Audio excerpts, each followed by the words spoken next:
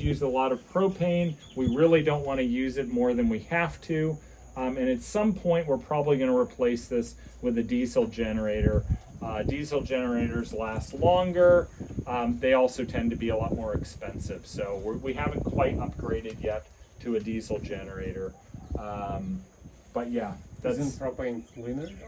Propane is cleaner, but the cost might be less with diesel, and the diesel generator should last 20, 30 years, whereas 5 to 10 years is kind of what we would see for a propane. And it will also, hopefully, we'll get a diesel generator that will produce more power. So if we really need a lot of power for construction, or if we're running a bigger complex, we would probably want to get a bigger diesel generator. Yeah? So, any questions about the generator? You guys haven't even heard it yet. Okay, let's Oh, look at that wellhead. let's go to let's go to the well. We can check out the pool and the hot tub at the same time. Cool.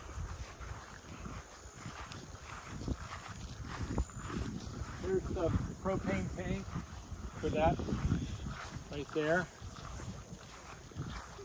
At some point, we're probably going to put in a pond so we could take the excess water from the pool, which is coming from the well. I'd like to put in a pond in this area here so it can gravity feed the water from the well and the pool, and then we'd be able to take that pond and then irrigate all the agriculture and the lawn, the garden beds. We'd have a big source of water to irrigate from if we put a pond in here. And then we'll probably put our second water tank over closer to that new greenhouse building where you see the concrete with the poles and the trailers. That's probably where the 32,000 gallon water tank's gonna go. Okay.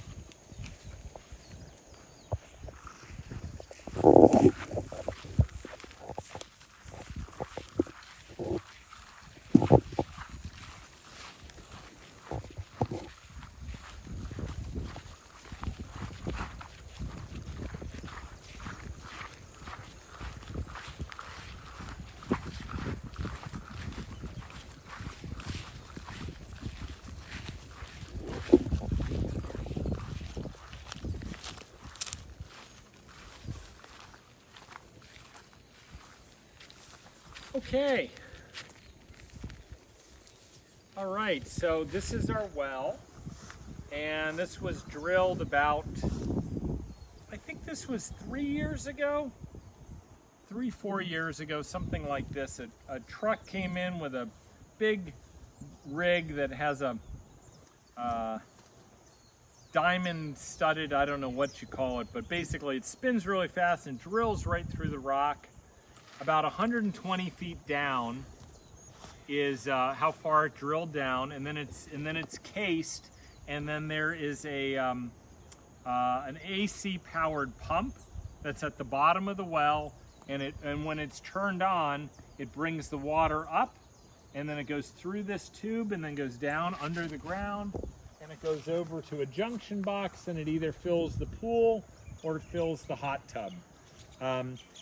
And we typically are pumping about 10,000 gallons of water a day into the pool, and then we just let that water out and then refill it the next day. So it's a lot of electricity, it's a lot of water, but then we don't have to use chemicals, and that's why we want to be able to then harvest that water, let it gravity feed from here to a low spot over there, put in a pond, capture that water, and then irrigate from there.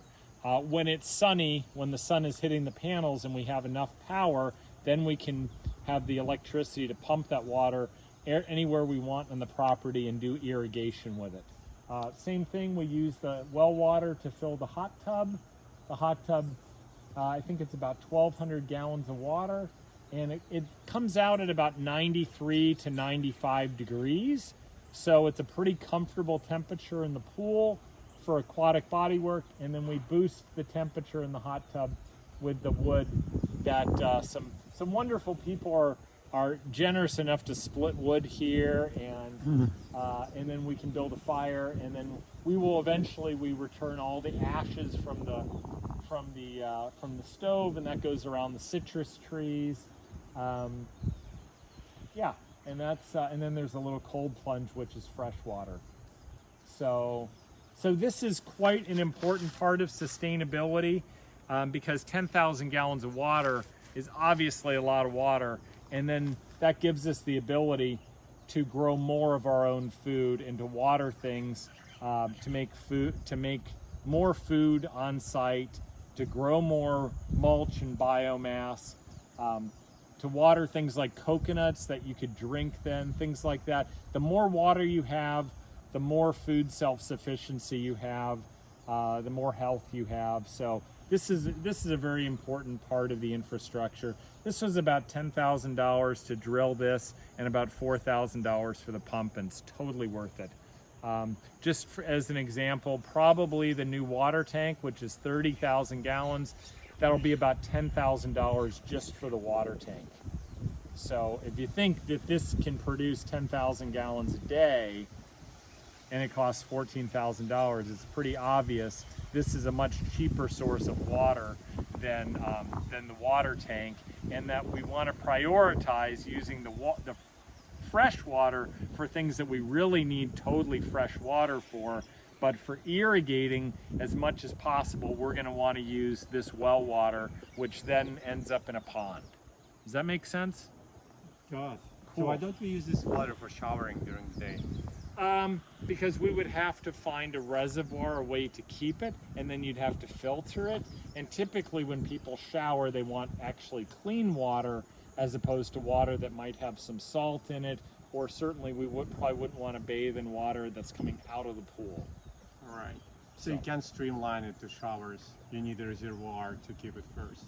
That's right. And this pumps for a few hours a day, but you could set it up so that there would be a little shower off to the side while it's pumping, but that's for maybe like 3-4 hours a day, so it doesn't really seem worth setting up a shower to take water off of it just when it's pumping.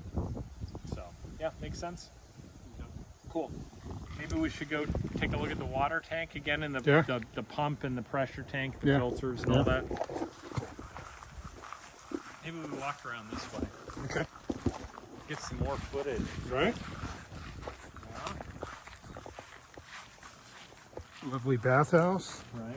So yeah, all the gutters on these buildings, they're all connecting into one 6-inch pipe that's running under the ground over here, and it goes all the way over past the laundry lanai, past the generator, and then that's why we're going to take that water and put it into the new 32,000 gallon water tank. So for now, it just dumps into It just goes into the ground. Okay. Feeds the lawn.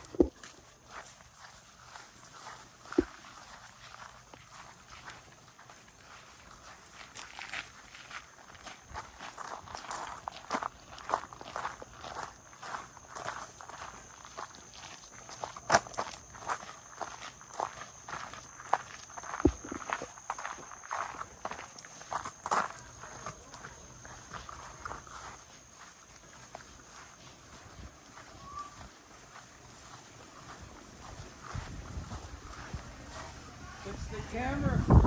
Yep. The whole set.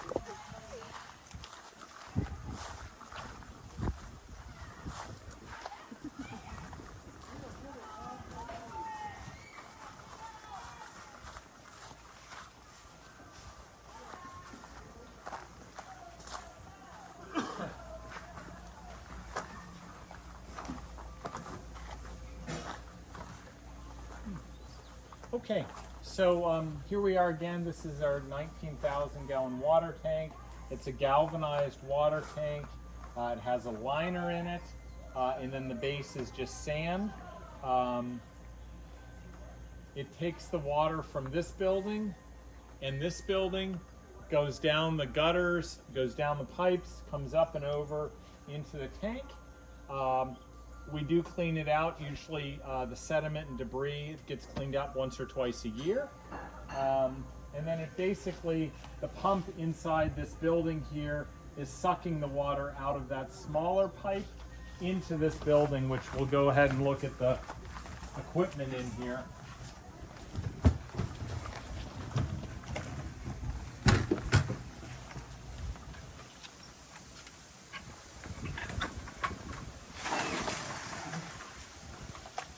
Okay.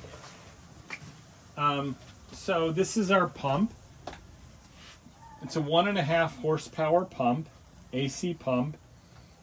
You can see it's sucking the water out of the tank through that pipe over there. It runs through the pump and then comes up here. This tells you what pressure the system is under. And this is the pressure tank that pressurizes the water. There's a bladder in here, and the pump will pump water into this tank until it gets to a certain pressure, and then it cuts off. And then the water gets used, and then once the pressure drops below a certain number, then the pump will kick on. This is the pressure switch.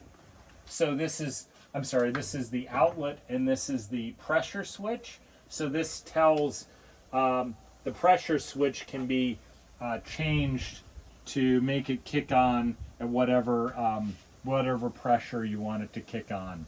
So household water pressure, that's what we keep it at. Sometimes you probably might not notice a difference, like just before the pump kicks on, the water pressure will be less. And then it's got a sediment filter, so it comes out then of the pressure tank. It goes through the sediment filter. That's one that looks like this. And then it goes through the carbon filter. It looks like this. And then it runs through a UV light. Come on in and check this out. This is an electrical powered ultraviolet light filter. And then it runs through here because after the bigger particulate matter has been screened out and then the smaller stuff's been screened out, we still want to make sure we kill any amoebas or any parasites or funky little microscopic organisms. We blast it with UV light, and then it gets distributed out to the whole complex. That's quite important. This is what makes it so that the water is all drinking water quality, and you don't have to boil the water, and you don't have to run it through some sort of passive slow water filter. All the water that comes out of the tap is all UV sterilized. It's all been filtered.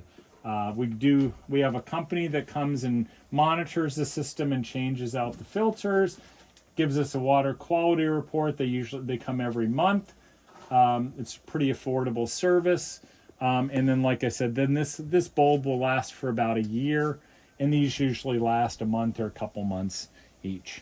So, questions on the water system? Did a good job of explaining all this stuff. Oh, well then I guess so, if nobody has any questions. So, this is also why I don't want people just to come in here and toss random stuff in here. Like sometimes people think, oh, this is just a closet. It's like there's empty space. I can just shove things in here, and I can get a little aggro if people drop stuff on this, because honestly, if something happens to the pump or the pressure switch or something, then all of a sudden we're not going to have water and people will be grumpy. So that's why we want to keep this area clear. Okay, All right. good. Is that finished? Cool.